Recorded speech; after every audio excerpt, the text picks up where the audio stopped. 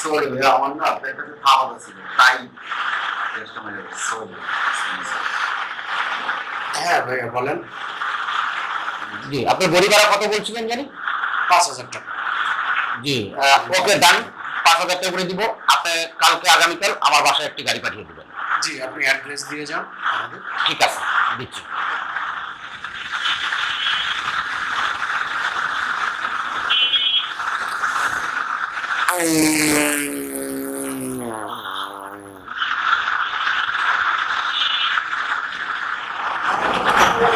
এই ধরনের বাজে লোকে নিয়ে এখানে বসেছেন, এটা কি অফিস না আরো কিছু? আগে গাড়ি করে নিব না। ভাই ভাই ভাই ভাই ভাই